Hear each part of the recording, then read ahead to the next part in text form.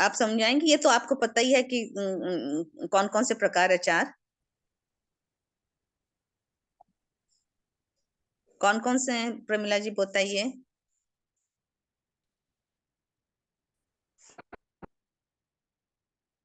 Hello Pramila जी, प्रमिला जी। 1 minute बस, अभी मैं कर रही हूँ, 2 मिनट मेरे को लगेगा, फ्री कर रही हूँ मैं, ज्वाइन वो पीडीएफ खोल रही हूँ। ठीक है ठीक है। हाँ हाँ संसारी मैं अपना कंटिन्यू रखती हूँ। हाँ, नहीं मैं अभी खोल रही संसार के हूँ चार बस प्रकार वो। है, प्राण, भूत, जीव और सत्व। हाँ जी। तो प्राण तो विकलेंद्रिय है, वेंद्रिय, तेंद्रिय, श्रवणेंद्रिय आएंगे। भूत के अंदर वनस्पति काय आएगी। जीव है, पंचेंद्रिय प्राणी को जीव कहते हैं। और सत्व में कौन आएगा, बताइए।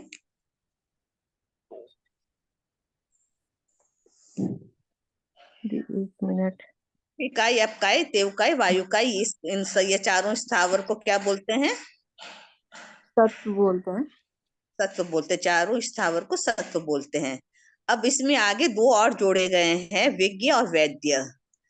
भगवती सूत्र शतक दो उद्देश्य, एक में जीव के प्राण, भू, जीव, सत्व आदि 6 नाम भिन्न भिन्न धर्मों की विवक्षा से दिए गए हैं। विज्ञ और भेद ये दो नाम यहाँ अधिक हैं। जैसे कि प्राण हो गया, भूत हो गया, जीव हो गया, सत्व हो गया। विज्ञ हुए कड़वे, कषैले, खट्टे मीठे रसों को जानना, इसलिए जीव विज्ञ कहलाता है।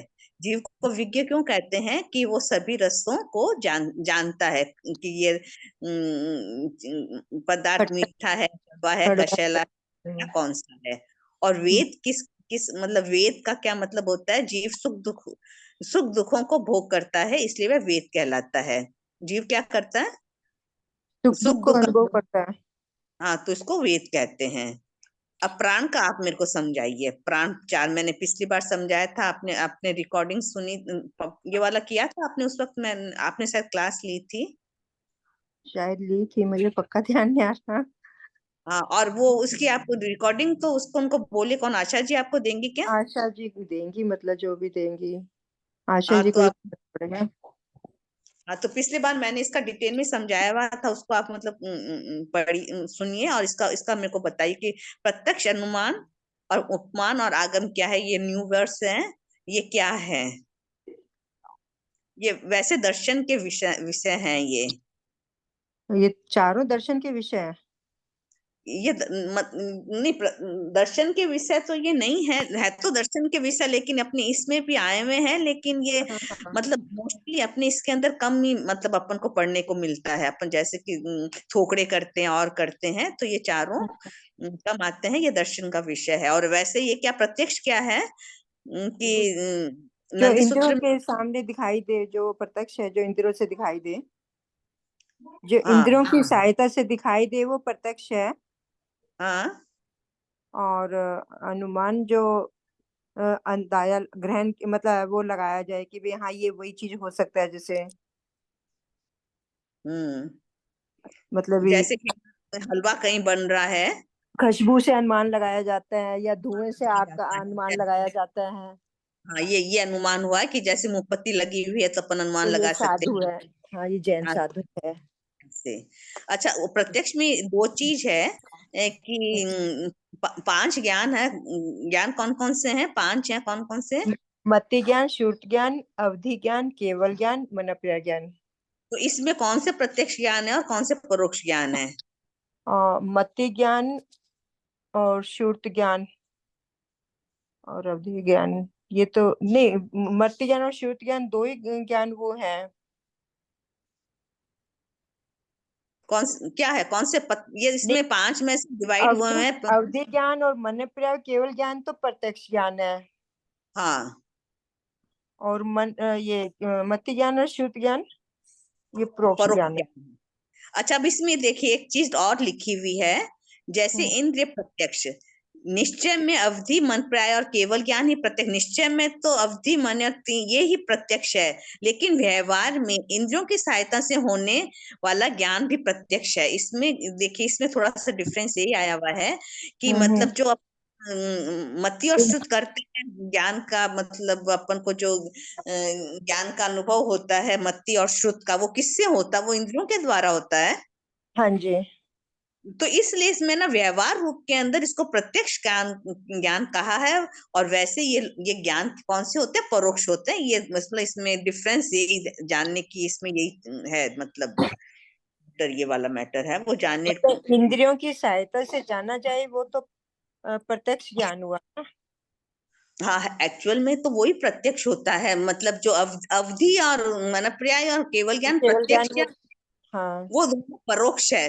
लेकिन हाँ, इसमें देखिए व्यवहार के अंदर ये इसको इंद्रियों से देखते हैं, इसलिए इसको प्रत्यक्ष कहा गया है। निश्चय के अंदर तो ये परोक्ष है, लेकिन व्यवहार के अंदर ये क्या है? प्रत्यक्ष है। ये आप इतना ध्यान कर लीजिए। अब उपमान का बता दीजिए। उपमान का या अनुमान का? अनुमान का तो हो गया ना, अपन ने जो जैसे कि हलवे की खुशबू देख रहे हैं, या वो हो अच्छा, गया। ये अनुमान हो गया, ठीक है। आगे उपमान बता दीजिए। जैसे ये उपमान का तो यही होता है ना, जैसे ये चीज वही है भी, इसे जब पक्का प्रमाण हो जाए हम्म। उसको वो मतलब वो कहेंगे कि भी होता ये। है कि अपन, नहीं जैसे जैसे। अपन बोलते हैं कि मतलब गुरुदेव सूर्य के समान, जी। या से बोलते हैं कि मक्खन के समान कोमल। तो अपन किसी से उसकी वो करते हैं ना, तो तुलना करते हैं। करते हैं, वो उपमान होता है। अच्छा। जिसके द्वारा दृष्टता से उपमेय पदार्थों का ज्ञान होता है। सदृशता मतलब एक जैसे, ठीक है। उससे उपमान प्रमाण कहते हैं। जैसे गव्य, जैसे गाय के समान गोरा। Okay okay. ठीक है। अब आगम का बता दीजिए। आगमों द्वारा होने वाला ज्ञान। हाँ, वो कौन सा ज्ञान है? आगम प्रमाण कहलाता है। ये आगम प्रमाण ज्ञान है। ये चार प्रमाण हो गए। अब वाचना के चार पात्र। हाँ जी। विनीत, हाँ शिरादि, विषयों से आसक्ति न रखने वाला, विषयों आदि से नहीं, शिरादि विषयों से आसक्ति न रखने वाला, क्रोध हाँ, को शांत करने वाला, ये और तो एमाई माया का कषाय न करने वाला, मतलब। ये वासना के पात्र हो गए, और अपात्र हो गए, उनसे ऑपोजिट हो गए। अविनीत हो गए, विज्ञों का आसक्ति हो गई, अशांत हो गया, मायावी हो गया। अब शूर पुरुष के चार प्रकार। क्षमाशूर, तपशूर, दानशूर, युद्धशूर। हाँ, क्षमाशूर कौन से हुए? अरिहंत लोग अरिहंत क्षमाशूर। भगवान क्षमाशूर हुए, भगवान महावीर स्वामी जैसे। अतपशूर में जैसे धन्नाजी, दृढ़ प्रहारी, हाँ, अंगार। ये ये तप तप में में हो गए। ये तप शूर कहलाते हैं। तपशूर दान कहलाते। शूर की तुलना किससे करते हैं? दान शूर की तीर्थंकर भगवान जन्म और पारने आदि के के टाइम में जो रत्नों समय की रत्नों वृष्टि की वो वृष्टि देवता होती है, रत्नों की उद्यान वृष्टि करते हैं। वे कौन से देव हैं? वैष्णव देवता हुए ना, हाँ, दानशूर वैष्णव देवता। ये दान शूर हो गए। अब युद्ध शूर कौन हुए? वासुदेव होते हैं, जैसे कृष्ण महाराज जी, कृष्ण जी ने 360 युद्ध पर विजय प्राप्त की थी। युद्ध शूर होते हैं, वो कभी हारते ही नहीं है, वो हमेशा विजय प्राप्त करते हैं। तो वो तो फिर वासुदेव ही होंगे या चक्रवर्ती होंगे। हाँ, वो ही होंगे, सही बात है। चक्रवर्ती का भी आता है कि जो मतलब वो विजय प्राप्त करते हैं तो उससे पहले वो तेला करते हैं। कितने का तब 6 करना पड़ता है, 6 घंटे जब राज्य का का। उन्होंने मतलब किया था, तो उसमें उन्होंने तेला किया था। उसके हाँ जी। बाद में भी 13 तेले और उन्होंने किए थे, मतलब जहाँ पे मतलब बहुत ही ज्यादा शक्तिशाली वो राजा होते थे, या मतलब उनको लगता था कि यहाँ पे मतलब विशेष शक्ति की जरूरत होती, तो फिर उन्हें 13 तेले का वर्णन हम्म, इनका आता है। गणिता नियोग द्वार में है इनका वर्णन। हाँ, हाँ। अब दान के चार प्रकार। अभ्य दान, हाँ, धर्मोपकरण दान, अनुकंपा दान, और ज्ञान दान। ज्ञान दान। सबसे श्रेष्ठ दान कौन सा होता है? वो तो जीवन दान होगा थी, ज्ञान अभय प्रमाण। दान। अभय दान होता है अभय कि दान। जैसे हैं, वो सबसे श्रेष्ठ होता है। अभय दान। जैसे हाँ, जो किसी साधु को जब जीवन छेका है हाँ, कोई। हाँ, दीक्षा लेते हैं, तो उनका सबसे बड़ा होता है कि उन्होंने 6 काय जीवों को अभय कर दिया होता है। हम्म, आगे ले लें। हाँ जी। तो ये 4 जैसे कारण। में दिया हुआ है, जैसे ज्ञान दान, अभय दान, धर्मोपकरण दान, अनुकंपा दान। तो हाँ ज्ञान दान तो यही होगा जो पढ़ाते हैं, जैसे आप हमें दे रहे हैं। हाँ, ठीक वो है। ध्यान, हाँ ज्ञान दान, हाँ हाँ हाँ। जी, वो ज्ञान ध्यान हो गया। और अभय ध्यान जो दुखों से भयभीत जीवों को भय से रहित करना, मतलब हाँ, वो अभयदान हो अभय गया। दान हो गया। या किसी जीव की रक्षा करना, वो हो हम्म। गया। और हम्म, उपकरण। धर्मोपकरण दान 6 काय के आराम से निवृत्ति 5वां। इसमें मतलब दीक्षा लेकर वो करते हैं तीसरे इसमें नंबर पे। क्या, के आरंभ से निवृत्ति हो जाती है। धर्मोपकरण कब देते हैं? जब साधु साध्वी को आहार पानी बहराते हैं, पात्र दान करते हैं, तो धर्म सहायक धर्मोपकरण देना, जो धर्म में सहायता करेंगे जिस चीज की, तो वो धर्मोपकरण दान कहलाता है। ये तो साधु संतों को ही मतलब दिया जाता है। नहीं तो इसमें क्या आएगा, मतलब धर्मोपकरण में? धर्म को 6 काय के आरंभ से निवृत्त, मतलब जिन्होंने साधु संतों ने, जिन्हों 6 काय की मतलब आरंभ से निवृत्त हो गए हैं, साधु संत, वो 5 महाव्रतधारी हैं। उन साधुओं को जब अपन आहार बहराते हैं या पानी बहराते हैं, वस्त्र पात्र पहन बहराते हैं और धर्म सहायक धर्मोपकरण देते हैं, वो धर्मोपकरण दान कहलाता है। ये मतलब ठीक, साधुओं को दिया जाता है। ठीक है, वो समझ आ गया। अनुकंपा दान तो यह है कि किसी भी पात्र दीन अनाथ रोगी को संकट में पड़े हुए उस पर दया आ जाए, अनुकंपा आ जाए, मतलब उसको दान दें। सही बात है। अनुकंपा। हम्म। 4 कारणों से जीव को पुद्गल लोक के बाहर जाने में असमर्थ हैं। गति के क्या? अभाव से, निरुपग्रह होने से, और रुक्षात से, लोक मर्यादा से। दी हाँ, गति के अभाव से तो ये जीव को पुद्गल को लोक के बाहर जाने का अभाव नहीं है। वह दीप हम्म, शिखा दी, ये आप समझाओ एक बार। ये जो 4 कारणों से जीव और पुद्गल लोक के बाहर जाने में असमर्थ, जीव और पुद्गल दोनों लोक के बाहर नहीं जा सकते। क्यों नहीं जा सकते हैं? हम्म। जीव और पुद्गल का लोक से बाहर जाने का स्वभाव नहीं। जैसे दीप शिखा स्वभाव से ही नीचे की को नहीं जाती। जैसे कि कोई भी मतलब जहाँ लोक के बाहर अधर्मास्तिकाय है, धर्मास्तिकाय है ही नहीं, तो उनका जीव का स्वभाव ही नहीं है कि कोई भी जीव या कोई भी पूतगल वो लोक के बाहर नहीं जा सकता है। जहाँ धर्मास्तिकाय खत्म हुआ, वहां पे क्या हो जाती है कि चलने की जो क्षमता होती है वो शेष हो जाती है, और वो जीव बाहर लोक के बाहर नहीं जा सकता। जैसे कि स्वभाव क्या होता है, दीपक का क्या स्वभाव है? दीपक की लो है वो क्या होगी, ज्योति होगी, वो ऊपर ही जाएगी, वो स्वतः नीचे जाएगी ही नहीं। ठीक है। और दूसरा नंबर पे निरुपग्रह। हाँ, लोक के बाहर धर्मास्तिकाय का अभाव है। धर्मास्तिकाय के अभाव होने से जीव और पुद्गल लोक के बाहर नहीं जाते हैं। जैसे बिना गाड़ी के पशु पुरुष जा नहीं सकता है। ठीक है। ये वो वही सेम ही चीज हो गई। इसमें गति का अभाव बता दिया है। धर्मास्तिक। गति के अभाव से उन्होंने वो मैंने जो बताया था वो इसका होना चाहिए, निरुपग्रह का, सॉरी। और ये गति का अभाव है कि जैसे दीप शिखा नीचे नहीं जाती है, वैसे ही जीव और पुद्गल लोक के बाहर नहीं जा सकते। ठीक और है। निरुपग्रह में बता दिया कि धर्मास्तिकाय का भाव है वहां पे। वृक्षता से क्या कैसे नहीं जाते हैं, बताएंगे आप? लोक के अंत तक जाकर पुद्गल इस प्रकार से रुखे हो जाते हैं, आगे जाने में असमर्थ हो जाते हैं। कर्म पुद्गल के रूखे हो जाने से जीव में वैसे हो जाता है जैसे वो लोक के बाहर नहीं जा सकता। सिद्ध जीव धर्मास्तिकाय के अभाव से आगे नहीं बढ़ते। जीव क्या, वो वृक्षता भी आ जाती, इसलिए भी वो लोक के बाहर नहीं जा सकते। और सिद्ध भगवान धर्मास्तिकाय आगे नहीं है, इसलिए उसके से शिला से आगे नहीं जा सकते। तो इनकी रुक्षता कैसे आती है दी? लोक के बाहर तब लोक के अंत तक जाकर वृक्षता, वो मतलब बिल्कुल रुखे हो जाते होंगे। पूरे रुखे हो जाएंगे तो उनको चलने की, वो अपन जैसे कोई चिकनी चीज होगी वही मतलब आगे बढ़ती है जल्दी से, जो रूखी चीज होगी वहीं पे मतलब रुक जाती है।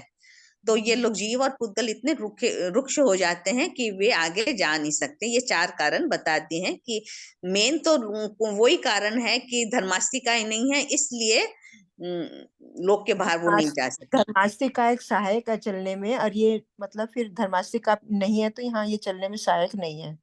और वो वृक्ष भी इतने हो जाते हैं कि वो हाँ आगे वैसे भी बढ़ नहीं सकेंगे। ये चार जी। अलग अलग कारण बता दिए हैं लोक मर्यादा से। बताइए आप।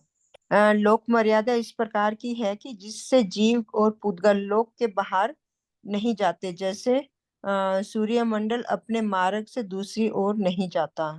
हाँ, कि लोक मर्यादा रहती है कि सबकी अपनी अपनी मर्यादा, जैसे कि सूरज कब उगेगा या चांद कब उगेगा, कब अस्त होगा, तो इनकी मर्यादा है। सूर्य जैसे कि ज्योतिष चक्र है, तो उसके अंदर क्या है कि उनकी परिक्रमा कैसी होती है, कौन कितने किलोमीटर की होती है, तो इनकी सबकी मर्यादा है। ये लोग उसी मर्यादा से चलते हैं। और तब लोक मर्यादा खत्म हो जाएगी तब क्या हो जाएगा?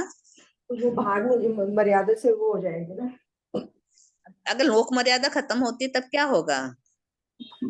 अमर्यादित हो जाएंगे ना सब। सब मर्यादित होंगे तो क्या होगा? जब प्रलय आ जाएगा तब, हाँ जैसे कि समुद्र नदियों का अगर मर्यादा है उनकी, यहाँ तक उनका मतलब उनकी वो है कि यहाँ तक ये लोग आगे बढ़ सकते हैं, नदी है इस रास्ते से जाएगी, तब इसके अंदर लोक मर्यादा में नहीं रहेंगे कोई भी पुद्गल जीव, तो क्या होगा? प्रलय आ जाएगा। हम मतलब जैसे कहते हैं ना, समुद्र अपनी मर्यादा में रहता है तो ठीक है, हाँ, मर्यादा से बाहर आ गया मर्यादा में तो रहता है, सही। मतलब सारा संसार डूब जाएगा, ऐसे कुछ बोलते हैं। नदी कभी अपना रास्ता बदल देती है तो क्या होता है? तो वहां पे बाढ़ आएगी, या मतलब लोग उसके अंदर, लोगों को पता नहीं होगा वो उस रास्ते से जा रहे होते हैं, तो उसमें क्या होगा कि लोग बह करके मतलब खत्म हो सकते हैं, ठीक बात। अंत हो सकता है इनका। बुद्धि के चार: हाँ औत्पातिक बुद्धि, वैनिकी बुद्धि, कार्मिक बुद्धि, पारिमाणिक बुद्धि। औत्पातिक हाँ। बुद्धि मतलब ये जैसे नटपुत्र रोह की बुद्धि, की- जैसे कि बुद्धि के बिना देखे सुने और सोचे हुए पदार्थों को सहसा करके कार्य को सिद्ध कर देते हैं, ये उत्पातिक की बुद्धि है। हाँ, ये अभय कुमार की तो नहीं थी? नहीं, अभय कुमार की नहीं थी। ये किसकी इसके थी? नटपुत्र रो की बुद्धि की तरह है, जो बुद्धि बिना देखे बिना सुने सोचे हुए पदार्थों को सहसा ग्रहण करके कार्य को सिद्ध कर देती है, वो उपाति की बुद्धि है। वैनिकी बुद्धि तो नैमित्तिक सिद्ध पुत्र के शिष्यों की तरह गुरुओं की सेवा शुश्रूषा से प्राप्त होने वाली बुद्धि। वे ये तो विनयवान हुआ ना वैनिकी। जो विनयवान होगा उसके अंदर स्वतः वैनिक की बुद्धि वो प्राप्त कर लेगा। कार्मिक कार्मिक की बुद्धि। कर्म अर्थात अभ्यास और विचार के विस्तार को प्राप्त होने वाली बुद्धि कार्मिक बुद्धि है। जैसे सुनार एक किसान कर्म करते करते धंधे में उत्तरोत्तर विशेष, मतलब जैसे ये काम करते करते वो एकदम दक्षता पा लेते हैं काम में। तब उनकी वो जो होती है वो कार्मिक की बुद्धि कार्मिक कहलाती है। बुद्धि है। ये होगी हाँ, पारिमाणिक बुद्धि। अति दीर्घ काल तक पूर्वार्ध पदार्थों में के देखे जाने अति उत्पन्न होने वाले आत्मा को धर्म परिणाम कहलाता है। इस प्रकार परिमाणिक कारण बुद्धि का परिमाणिक कहते हैं, अर्थात व्यय वृद्धि व्यक्ति को भूतकाल तक ये संसार आपने का। जो बोला था ना कि उसकी अभय कुमार की ओतपाती की बुद्धि है, सॉरी मैंने, हाँ, ये ओतपाती की नट पुत्र रो की भी है और अभय कुमार की भी जो अभय बुद्धि थी। कुमार, हाँ हाँ, जी। अभय ओतपाती की थी। और जो लंबे समय तक, वो तो उसकी जैसे बुजुर्ग होते हैं उनको अपने एक्सपीरियंस से मतलब वो हो जाता है, अनुभव हो हाँ, जाता है। वो वो वाली बुद्धि होती है हम्म, कार्मिक परिणामी की को बुद्धि। कर्म किया, वैनिक मतलब विनय करने से जो मिलती है। हाँ, ठीक है। श्रावक के चार प्रकार: माता हम्म, पिता समान, भाई समान, मित्र समान और सोच समान। हम्म। ये श्रावक एक, के किसके हाँ जी, लिए होंगे ये चार प्रकार? श्रावक के लिए। श्रावक के किसके लिए? मतलब साधु संतों के लिए, कि वो माता पिता के समान कैसे हैं, साधु संतों के लिए भाई बहन समान कैसे हैं, मित्र के समान कैसे हैं, श्रौत के समान कैसे हैं। एकांत रूप में ऐसे वात्सल्य भाव रखने वाले श्रावक माता पिता के समान हैं। और दूसरा वर्ड इसके लिए कौन सा आता है? अपने आपने पढ़ा होगा, अम्मा पियरो। अम्मा प्यारो। हाँ, अम्मा पियरो मतलब कि श्रावक है वो माता पिता के समान है। हम, इनकी तथा साधु के अम्मा पियरो कौन है? श्रावक हैं। श्रावक है। तथा विचारना आदि के कठोर वचन से कभी साधु को अप्रीति होने पर भी शेष प्रयोजन के वात्सल्य रखने वाले श्रावक भाई बहन के समान है। फिर कभी कभी अपन को साधु संतों से अगर कुछ मतलब कोई अप्रीति हो जाती है, फिर भी थोड़ी देर के बाद में अपन कोई वात्सल्य तब वो उमड़ पड़ती है, वो भाई हम्म, के समान हो गए। और आपत्ति में सहानुभूति प्रकट करने वाले श्रावक मित्र के समान है। ये मित्र की तरह दोषों को ढकने वाले और गुणों को प्रकाशित करने वाले होते हैं। मतलब ये मित्र के समान है। सही है। और साधुओं में सदा दोष देखने वाले और उनका अपकार करने वाले श्रावक सोत के समान है। वो तो हाँ, जो ठीक है। हमेशा उनका दोषी देखते रहते हैं, वो 4 तरह के श्रावक बताए गए हैं, माता पिता के समान, भाई के समान, मित्र के समान और सौत के समान। ठीक है। श्रावक के श्रावक के 4। 4 विश्राम। 5 अनुव्रत, 3 गुणव्रत और 4 शिक्षा व्रत। एक अन्य त्याग प्रत्याख्यान को अंगीकार करना पहला विश्राम है। और सामायिक देशाविकासिक व्रत का पालन करना या अन्य ग्रहण किए हुए व्रतों को रखी हुई मर्यादा का प्रतिदिन संकोच करना और एवं सम्यक पालन करना दूसरा विश्राम है। ठीक है। मतलब इसमें कैसे है दी ये? सामायिक देशावकाशिक व्रतों का पालन करना और अन्य ग्रहण किए हुए व्रतों में रखी हुई मर्यादा को प्रतिदिन संकोच करना, उन्होंने सम्यक पालन करना दूसरा विश्राम है। ये श्रावक के 4 विश्राम है। इनकी पहला क्या है? ये जो सामायिक 5 गुण व्रत और शिक्षा व्रत और त्याग पचकान करते अंगीकार किए हैं, वो पहला विश्राम हो गया। फिर उसके बाद में अपन सामायिक करते हैं, और जो देशावाकी वो मतलब ये अपन के 14 नियम और अपन ने जो लिए हैं उसको श्रावक मतलब के उस 12 व्रत। मतलब ज्यादा से ज्यादा उत्तरोत्तरी करते हैं कि मतलब अपन मतलब जितनी अपनी है सामायिक करते हैं उससे ज्यादा करते हैं, या अपने व्रत नियम उसका ज्यादा मतलब पालन करेंगे, तो वो दूसरा विश्राम होगा। और अष्टमी, चतुर्दशी, अमावस्या, पुण्य को ये मतलब इन दिनों में अगर पौषध करते ही करते हैं, पहले तो मतलब श्रावक के 6 पौषध मतलब करते थे श्रावक लोग। हाँ, तो वो जो मतलब उनको करना ही करना है, तो वो वो जो इतना तीसरा। मतलब हाँ, हम्म। तो वो तीसरा विश्राम हो गया। सम्यक प्रकार से हम पालन करते हैं जो इन नियमों का, वो तीसरा विश्राम हो गया। चौथा विश्राम अंत समय के सलेखना अंगीकार कर आहार पानी का त्याग करके निश्चेष्ट रहते हैं हुए, मरण को इच्छा न करते हुए जो रहना। उत्कृष्ट विश्राम हो गया कि लास्ट में संथारा करना। तो तब लेखना। अपन संथारा के अपन को कब मतलब ऐसे बोलते हैं कि लिखा हुआ होता संथारा आ जाता, लेकिन लिखा हुआ होगा तो आएगा, वो भी बात ठीक है, लेकिन तब अब शुरू से ही अपन की मतलब यही भावना रहेगी, अपन 3 मनोरथ हमेशा चितारेंगे कि मतलब वो दिन धन्य वो होगा जब धन्य थे हमारा। लोग। हाँ, हम्म। तो उसमें क्या है कि फिर अपने धीरे धीरे ऐसी होती है कि उस सब सर्कमस्टेंसेस ऐसे आ जाते हैं कि अपन को अनुभव होने लग जाता है कि मेरा अंत समय आने वाला है, और अपन संथारा लेने के लिए तत्पर हो फिर जाते हैं। फिर ध्यान भी रहता है कि लास्ट टाइम में अगर हम हर रोज चितारेंगे तो हमें ये रहेगा कि हमारा ये मेन काम तो यही है अंत समय हाँ, में। हमारा ध्येय यही है, हमारा जिंदगी है उसका ध्येय यही है। एक उस दिन आपने मेरे को पूछा था ना कि 8 योग क्या है? हाँ जी। 8 योग मध्य पूछा था ना आपने मेरे को। एक 8 योग मध्य का एक उस्तीद अंगुल होता है। हाँ जी। हाँ जी। तो उसमें क्या है कि इसमें अगर नंदी आपने पढ़ी होगी पढ़ा तो था। उसमें, हाँ, तो हम्म, उसमें आता है ना कि उसमें अपरिवाय ओहिनान के अंदर आता है कि अंगुल है, विहत्ति है, योजन है, संखेज है, असंखेज है, वो वाला आपको ध्यान होगा। तो उसमें देखो इसमें मैं भी है, पढ़ती आप 32 में भी है। क्या। ये जैन सिद्धांत 32 में भी है। हाँ, ये जैन सिद्धांत 32 में भी है। वो उत्सर्पणी अवसर्पण, वो फिर हाँ उसमें। साग्रोपम आ जाता है। समय हाँ की जी। जो सबसे जब मतलब काल का जो सबसे छोटा भाग है वो क्या है? इकाई। समय, सबसे काल का सबसे छोटा हाँ, जो अंश है वो क्या है, समय है, कि समय। सबसे समय से नीचे कोई चीज नहीं है। उसके बाद के अंदर उसके अंदर आगे दिया हुआ ना कि इस समय का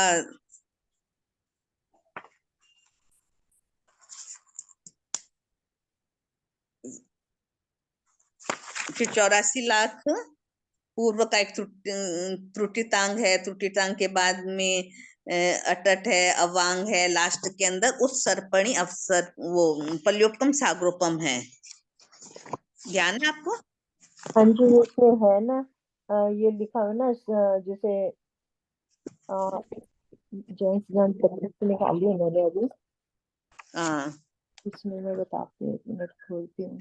तो देखिए वो तो समय का हो गया। हम्म। अब ये क्या है, अवगाहना का है ये। समय का नाप तो अपन वैसे उसमें मतलब उससे करेंगे, साग्रोपम और पल्योपम लास्ट में आएगा तब अपन उसकी मतलब गणना नहीं कर सकते, तब उसको साग्रोपम पल्योपम से करते हैं। हाँ जी, अब हाँ जी। क्या, और ये जो अवगाहना जो नापी जाती है ना, उपाद। वो जैसे कल बताया था उस्तेद अंगुल का स्वरूप, उस्तेद अंगुल जो है उससे किसकी अवगाहना नापी जाती है? हम्म। स्टेट उंगल, फिर वो पाद भी होता है शायद, ऐसे कुछ है ना, ये 4-5 चीजें होती है।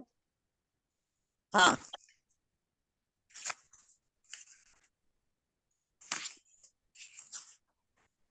उस्तेद अंगुल से मनुष्य देवों की अवगाहना नापी जाती है। और हाँ 8 यव मध्य का एक उस्तेद अंगुल। अब मैं पढ़ रही हूँ, आप सुनिए इसको, ठीक है? हाँ जी, हाँ जी। उस्तेद अंगुल का स्वरूप, अनंत निश्चय परमाणुओं का एक व्यवहार परमाणु होता है। अनंत निश्चय परमाणु का एक व्यवहार परमाणु है। अनंत व्यवहार परमाणुओं का एक उष्ण स्निग्ध परमाणु है। 8 उष्ण स्निग्ध परमाणुओं का एक सलक्षण सलक्षण का है। 8 सलक्षण श्रेणिका का एक उधर्व रेणु है। 8 उधर रेणुओं का एक त्रस रेणु है। 8 तरस रेणुओं का एक रथ रेणु है। 8 रथ रेणुओं का एक देवकुरु उत्तर कुरु क्षेत्र के मनुष्य का एक केशाग्र है। 8 उन 8 केशाग्रों का एक हरिवर्ष रम्यक वर्ष क्षेत्र के मनुष्य का केशाग्र है। उन 8 केशाग्रों का एक हेमवय हैरणीय क्षेत्र के मनुष्य का केशाग्र है। उन 8 केशाग्रों का एक पूर्वा पर विधेय क्षेत्र के मनुष्य का केशाग्र है। उन 8 केशाग्रों का एक भरत ऐरावत क्षेत्र के मनुष्य का केशाग्र। उन 8 केशाग्रों का एक लीक है। 8 लीक की एक जूं है। 8 युग का 8 जूं की एक यव का मध्य भाग है। 8 यव मध्य का एक उस्तेद अंगुल है। 6 उस्तेद अंगुल का एक पाद है। 2 पाद की बाहर अंगुल की एक विस्तृत है। 2 वित्त स्थित 24 अंगुल का एक हाथ है। 96 अंगुल का एक धनुष है। 2000 धनुष का एक कोश है। एक गव्युत का एक योजन है। ये क्या है कि ये जैसे इकाई है, वो वाली इकाई तो किसकी थी, समय की थी, और ये इकाई किसकी है, अवगाहना की है। गाना की। जैसे कि इसमें क्या अपन समझे हैं कि उत्तर कुरु और देवकुरु के क्षेत्र का जो बाल होता है वो बहुत ज्यादा पतला होता है। उससे हरिवर्ष मेघवर्ष का थोड़ा मोटा होता है। हेम व एरण्यवत का उससे मोटा होता है।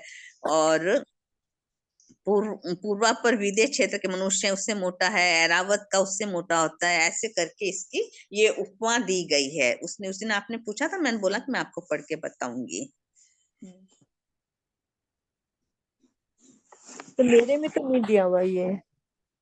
ये ना इसमें उसमें नहीं थी, ये कर्म कर्म ग्रंथ की किताब है, मतलब 5वां भाग है कर्म ग्रंथ का। तो मैंने भी एग्जाम दिया था तो मेरे को मतलब ये पढ़ने में आया था तो जैसे मेरे मुझे को ध्यान। गरम ग्रंथ मंगवाने हैं, तो कौन कौन सा भाग मंगवाऊं? मतलब उनको मैंने मैसेज डाला था करम ग्रंथ के, वो बोले 1 से 34 भाग है पहले भाग में, और 1 से 14 भाग, ऐसे कुछ बताया उन्होंने मुझे। 106 भाग है उसके कर्म ग्रंथ के। 6 भाग है? 6 भाग हैं। अच्छा। तो ये कौन से वाले मंगवाने चाहिए, मतलब जिसमें अच्छा वो है सब कुछ? ये क्या कि मतलब शुरू से मतलब एंड तक मतलब वो सभी मतलब जब अपन पहला पढ़ेंगे तब अपन को दूसरे का ज्ञान करने के लिए मतलब वो ज्ञान होगा, दूसरा करेंगे तो तीसरा, वैसे आगे आगे बढ़ेंगे। तो सीधा तो अपन पांचवा पढ़ने से अपन को पहला समझ में नहीं ठीक है, आएगा इतना। 1 से 6 वाले, 1 से 6 मंगवा लूँ ना? हाँ, 1 से 6 चाहे मंगवा लीजिए। हाँ, तो वही मैंने कहा, उनको बोला था आज मैंने, तो बोले कि हाँ, आपको कौन सा भाग चाहिए, मतलब कौन सा चाहिए। अच्छा अच्छा। तो चलो मैं बात करती हूँ आज। अभी मैंने इसका दिया था एग्जाम, मतलब इसका कर्म करके पांच पांच पार्ट, छठा तो उन्होंने एग्जाम लगाया नहीं था। हाँ पांच जी। पार्ट इसका किताब का मैंने एग्जाम दिया था। तब इसके अंदर ये 8 या वाला आया था, तो मेरे को इतना याद नहीं था, तो मैंने बोला कि पढ़ के उसको बताऊंगी कि मतलब आपको याद हो जाता है दी? याद तो नहीं होता, लेकिन इसीलिए तो फिर इसको देख के पढ़ना पड़ा, लेकिन ये ध्यान रहता है कि हाँ ये मतलब 8 योग क्या होता है, ये मतलब इतना ध्यान जरूर आ जाता है नहीं, कि थोड़ा उस बहुत किताब। तो आता है पर ज्यादा नहीं, याद नहीं हो पाता पूरा। हाँ, बहुत मुश्किल से होता, लेकिन याद नहीं होता, लेकिन कुछ तो मतलब पढ़ते पढ़ते कुछ तो ज्ञान हो ही जाता है। हाँ, फर्क तो पड़ता ही है, वो तो आधा समय ये समय ये। हम्म, हाँ, इसलिए पद गए गे, ये सब क्या चीज। मैंने कहा ये कई बार पढ़ भी लिए। पद हाँ, ये पढ़ के याद नहीं रहता है, लेकिन मतलब अगर कोई कभी मराठा का व्याख्यान सुनो तो मतलब वो चीज याद दिमाग में आ जाती है कि मतलब ये जब वो पढ़ा हुआ है। करवाते हैं ना तब तो ध्यान आ जाता है। अब अपने हाँ आप से क्वेश्चन का आंसर दो तो नहीं कर पाते हैं। हाँ, तब वो नहीं आता, सही बात है। हम्म।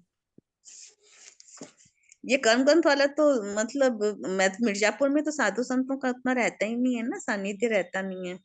हम्म। महाराज साहब एक बार चौमासा, कोरोना काल में जब चौमासा था महाराज साहब के आगे, लेकिन महाराज साहब आगे मतलब पधार नहीं पाए, तो इधर भदोई के अंदर उन्होंने मतलब चौमासा किया था उस वक्त, मतलब कोरोना के कारण। तब भदोई हम, हाँ, तो 30 किलोमीटर है, हम लोग के ऑफिस वहीं पे है, तो मैं उसी में मतलब रोज इनके साथ में जाती थी, फिर मतलब 4 बजे वापस आती थी। तो हम्म। मतलब बहुत, लेकिन मरासा ने उस वक्त मेरे को कर्मकांड का मतलब बहुत अच्छा समझाया था। तो हमारे यहाँ तो चतुर्मास था, पर वो थोड़ा सा लॉकडाउन लगा हुआ था तो मना कर दिया था। थोड़ा सा हाँ फैल भी ज्यादा रहा था। हाँ। वो थोड़ा सा दिक्कत थी तो वो बोले कि घर से ही वो कर लो। हम्म। जब मतलब प्रवचन थोड़ा बहुत हुआ था, बाकी ऐसे नहीं हुआ था।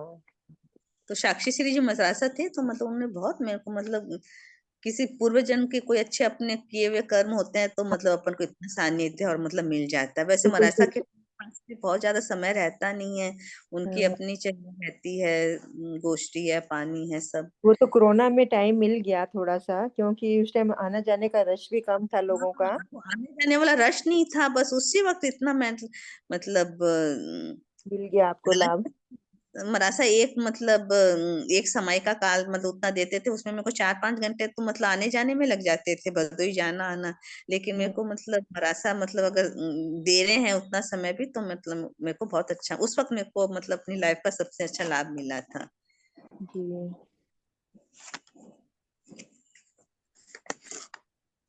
अब काय के 4 भेद करें। काय के करने अभी क्या आएगा? काय के, हाँ, ये काय के 4 भेद तो गद पद कथ्य गे। हाँ जो काव्य छंदबद्ध न हो वह काव्य है। हाँ और छंदबद्ध काव्य पद है। कथा हाँ। प्रधान काव्य कथ्य है। गायन के योग्य काव्य जो गेय कहते हैं। और कथा और गेय काव्य का गद्य और पद में समावेश हो जाने पर कथा और गान धर्म की प्रधानता होने से अलग गिनाए गए हैं। ये मतलब ये तो चीज वही है ना जी, जैसे है, जो लेकिन फिर गद्य तो ये जैसे एक वो होता है, क्या बोलते हैं उसको, काव्य को। हाँ, और पद होता है जो मतलब जो पैराग्राफ में जो होता है। नहीं, गद्य क्या होता है जो एक लाइन में होता है? मतलब एक तो क्या होता है, एक तो मतलब जैसे कि अपन जो सेंटेंसेस होते हैं, गद्य पद संग्रह रहता है ना, कि गद्य के अंदर तो जो मतलब कविता रूप में होगा वो होगा, ठीक है। और पद्य में जैसे कि सेंटेंस होते, पैराग्राफ्स होते हैं पूरे, वो पद्य होता है। हम्म। ये दोनों दोनों का ये डिफरेंस रहता है। तो कथ्य और गद्य तो एक हो गया क्या?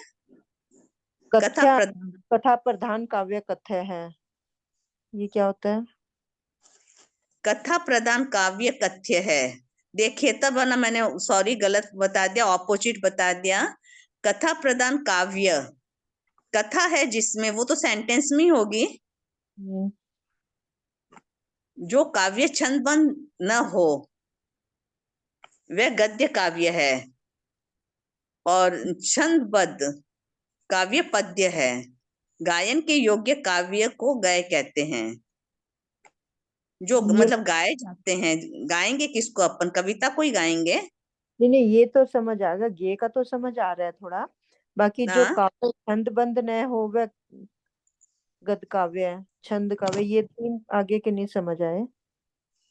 देखिए अब इसका लास्ट वाला आपको समझ में आया। कथ्य क्या हुआ? कथा प्रधान काव्य, कथा किस में होगी? गायन में तो तो होगी नहीं कथा। कथा मतलब स्टोरी, जैसे हम्म स्टोरी लिखी हुई है वो पैराग्राफ में होगी ना। हम्म, तो वो तो कथ्य हो गई। ठीक है। अच्छा, अब इसके अंदर इसमें भी दो वैसे ही है कि एक चीज है वो तो वो आपके कविता में है, और एक दूसरी चीज है वो कविता में नहीं है। इसमें ये कथ्य जो है, कथा प्रधान है, वो है। तब इसके अंदर अब गद्य और पद्य का देखिए।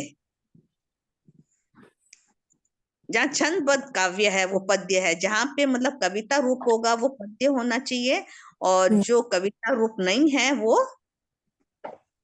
गद्य होना चाहिए। गद्य पद्य में ये फर्क होता है कि एक मतलब कविता रूप में होता है, और एक मतलब पैराग्राफ रूप के अंदर होता है।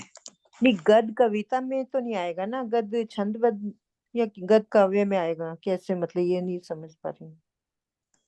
पद्य, गद, हाँ तो कविता में नहीं आएगा। अच्छा। गद्य है वो कविता में नहीं आएगा, तो पद्य कविता में आएगा। पद छंद में आएगा। हाँ छंद में आएगा। ये छंदबद्ध काव्य जो है वो पद्य है। हाँ, जैसे कि ये दोनों, ये चार है ना, इसके अंदर दो सेम है और दो मतलब दो का जोड़ा है, दो का जोड़ा है। अब ये किसका जोड़ा है? गय के अंदर किसका जोड़ा आ गया? गायन का पद्य। और काव्य का। हाँ, गायन और मतलब गद और पद का आ गया ना ते।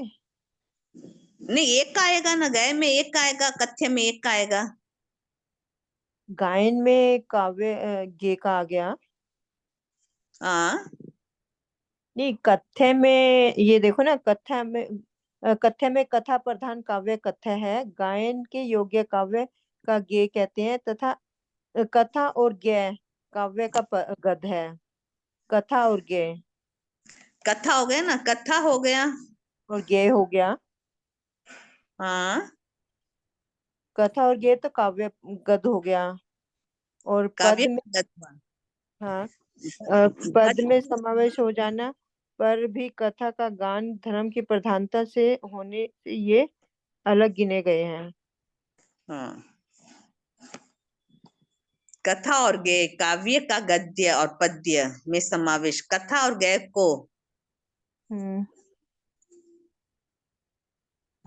कथा और गय काव्य को गद्य और पद्य में समावेश हो जाने पर भी कथा और गान धर्म की प्रधानता होने से ये अलग गिनाए गए हैं।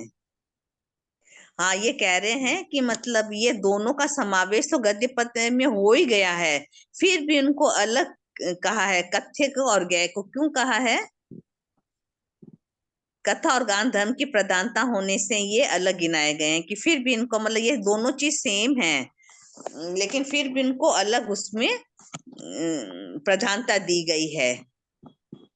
तो क्यों दी गई है वो अलग?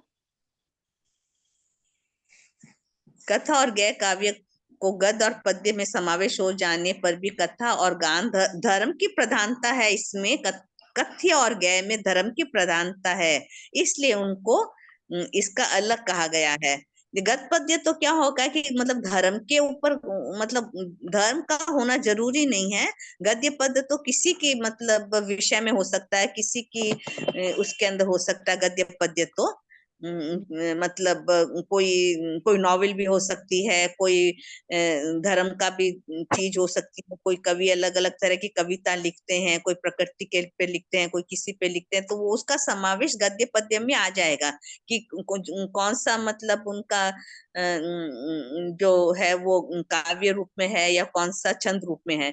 लेकिन जो धर्म की प्रधानता कथा और गान धर्म की प्रधानता होने से अलग, अब इसमें क्या है कि इसमें धर्म की प्रधानता होगी कथ्य में और गायन में। गायन के योग्य काव्य को गाय कहते हैं, कथा प्रधान काव्य को देखिए। मतलब ऊपर कथा तो और गान गद्य और पद्य धर्म तो की कोई भी आ सकते हैं, किसी भी उसमें आ सकते हैं। और ये किसी, कथे हाँ ये कथ्य और गाय है, ये धर्म धर्म प्रधान धर्म और प्रधान और गायन धर्म की वो है। हाँ, जैसे कि अपन लोग पढ़ते हैं तब मतलब हिंदी के अंदर गद्य पद्य संग्रह मतलब आता था कि हमेशा मतलब उसका मतलब उसमें कुछ किसी भी विज्ञान की भी मतलब उसका चैप्टर हो सकता है, या मनोरंजन का हो सकता है, या फिर मतलब व्यंग का हो सकता है गद्य पद्य के अंदर। और ये कथ्य और गाय के अंदर क्या है कि धर्म की प्रधानता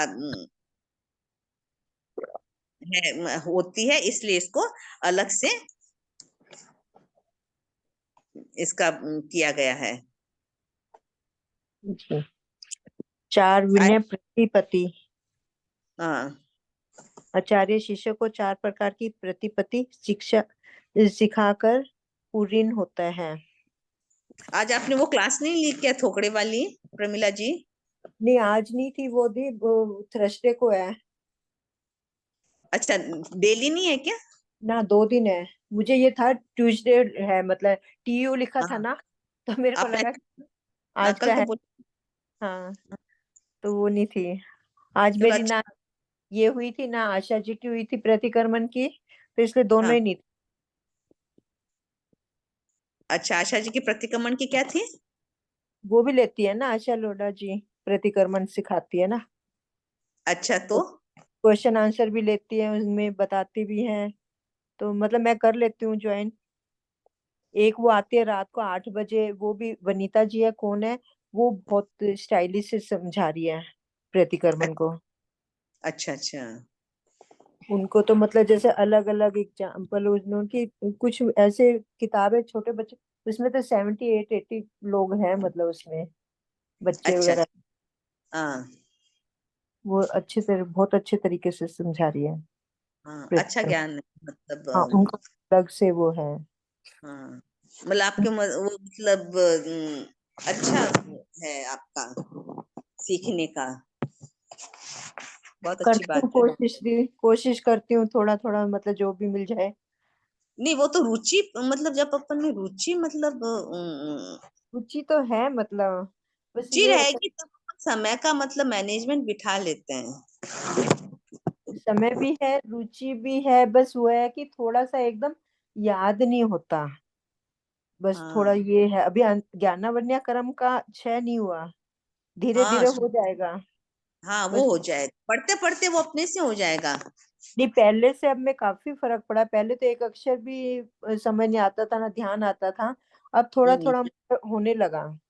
याद उतना तो तो मतलब किसी किसी का श्लोकसम इतना अच्छा होता है कि मतलब उसको बहुत जल्दी है। मेरे को तो खुद को इतना याद होता ही नहीं था, मतलब पहले तो मेरे को बिल्कुल मतलब प्रतिक्रमण करने में तो मेरे को मतलब कोई था ही नहीं, मतलब गाथा देने वाला ही, और मतलब कहीं कुछ गलती कहीं कुछ गलती।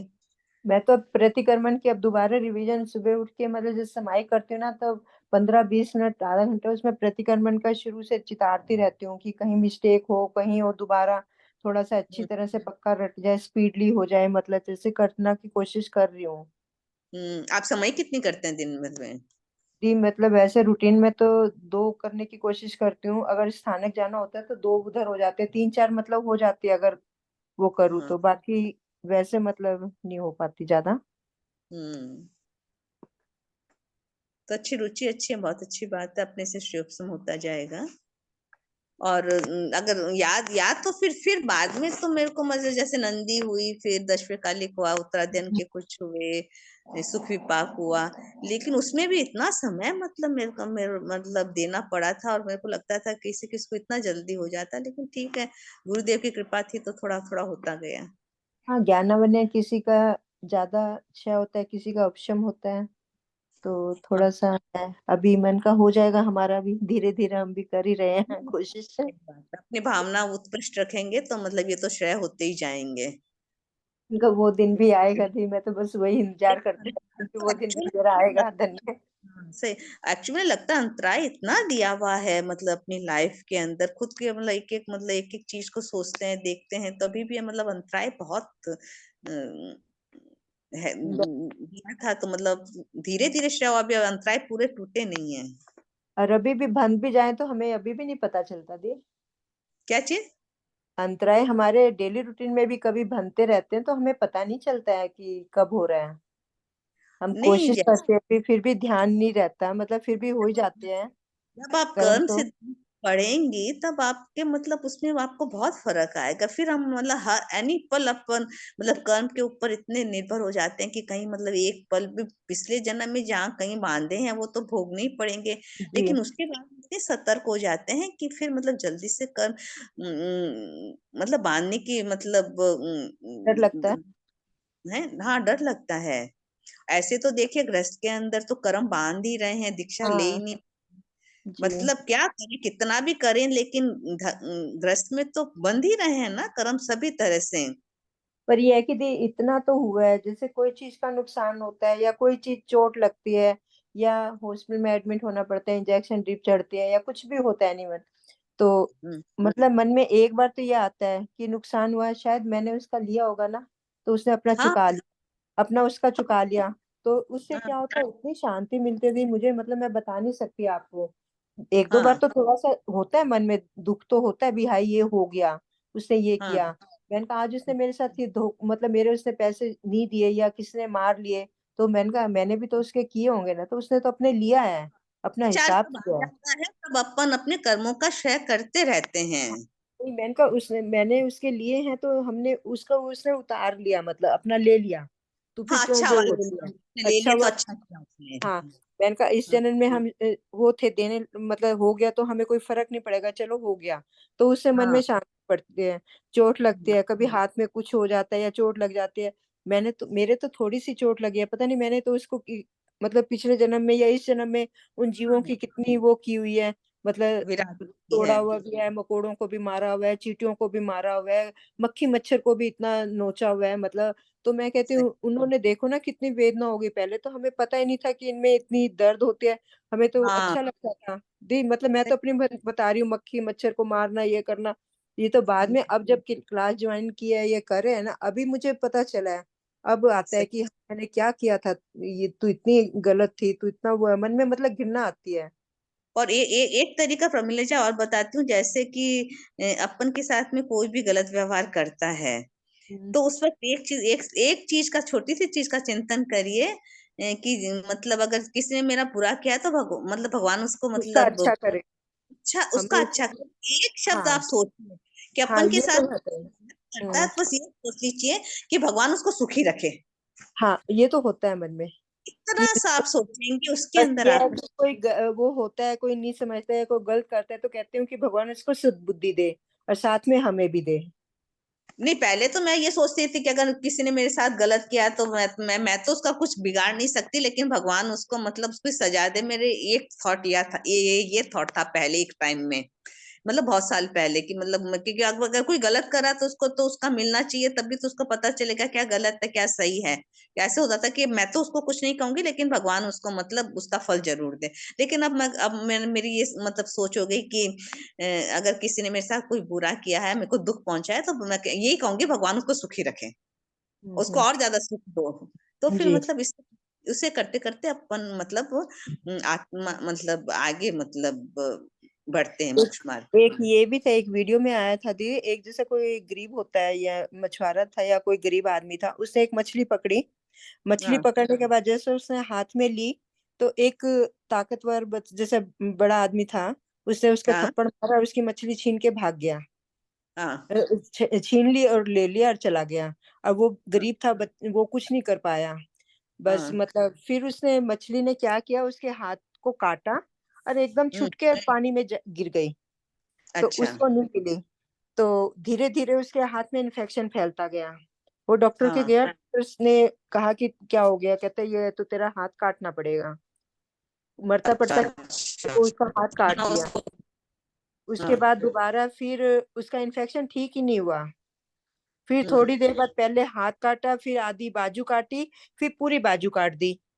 फिर 3-4 बार ऐसे हुआ ना, तो उसने डॉक्टर ने कहा, कहते यार तूने क्या ऐसा पाप कर्म किया है, तूने मतलब कुछ ऐसा गलत काम किया है, ये तेरी मतलब पापों की सजा है, तेरे ये मछली काटा हुआ नहीं है।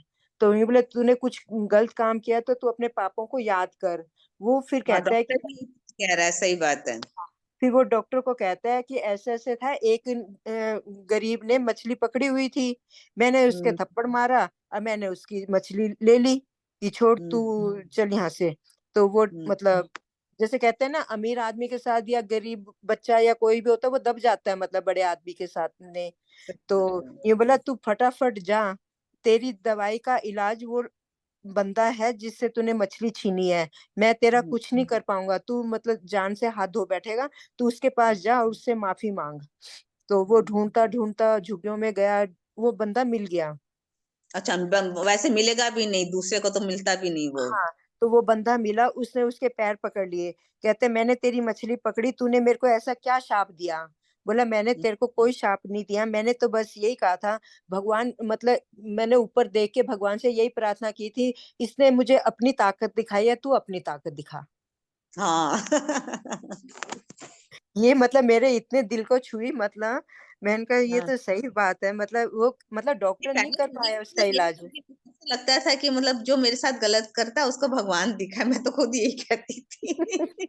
कि भगवान तू उसको अपनी ताकत तुम दिखाओ, मैं तो मतलब कुछ नहीं कर पाया, बस मैंने तो ऊपर देख के ये कहा था कि भी ये पहले मेरा ठीक है, ये यही बड़ा है। मैं सोची थी कि मतलब भगवान मतलब उसको दिखाए जरूर, लेकिन अब मैं यही सोचती हूँ कि भगवान उसका भला करे, उसको कुछ नहीं दिखाए।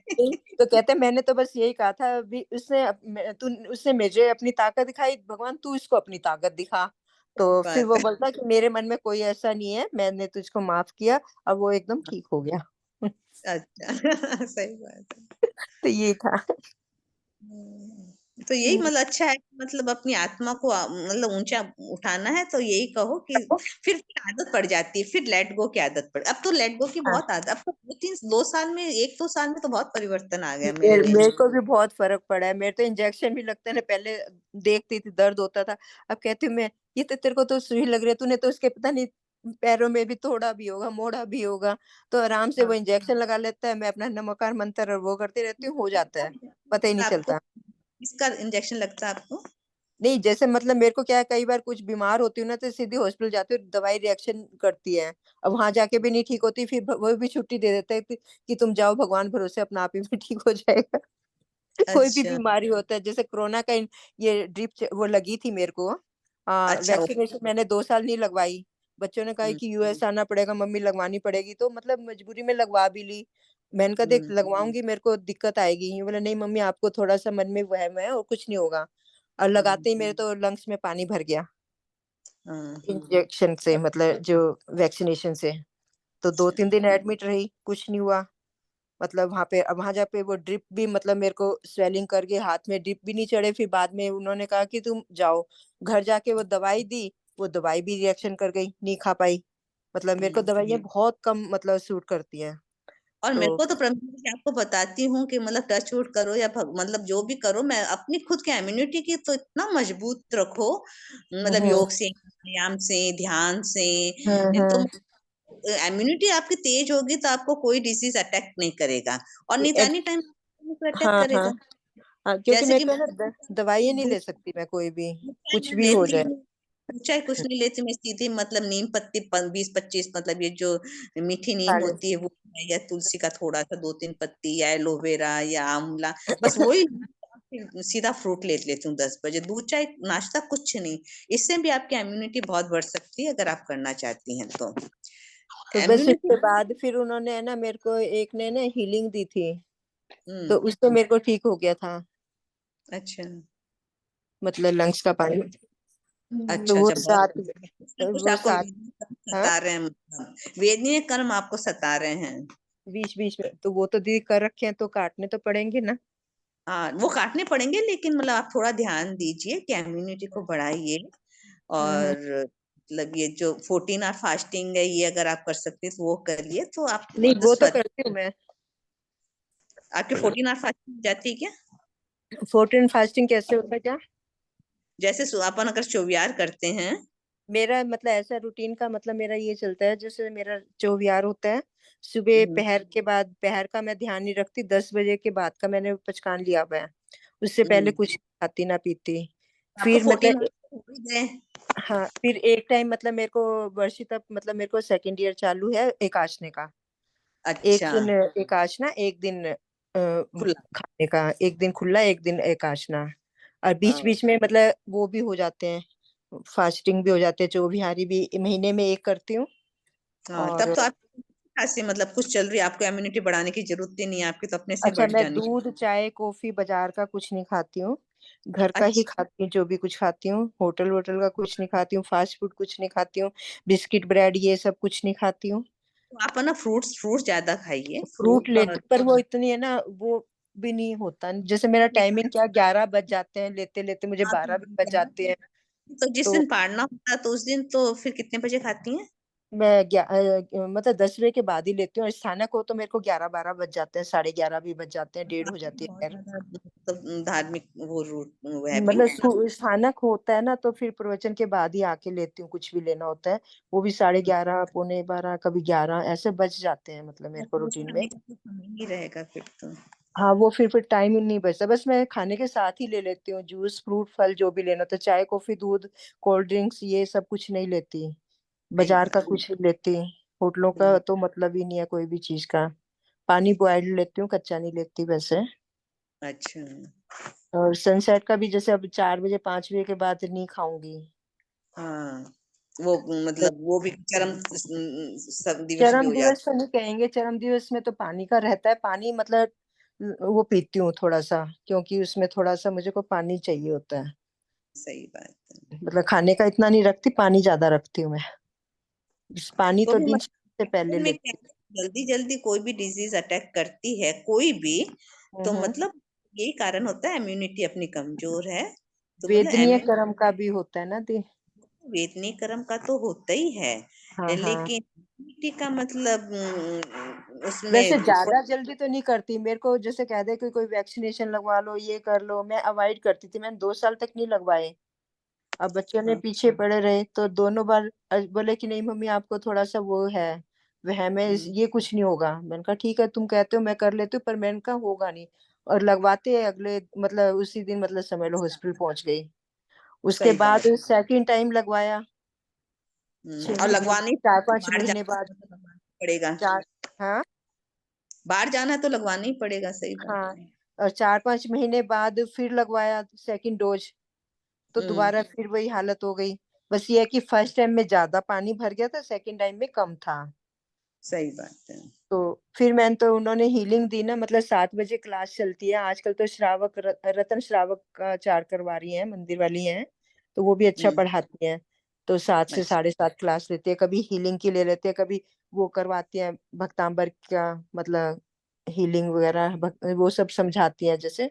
तो वो हम्म, उन्होंने मेरे को दी, तो 4-5 दिन में ही मेरी मतलब ठीक होगी। जबकि मैं छुट्टी लेकर आई थी, डॉक्टर ने कहा था जो भी होगा देखी जाएगा।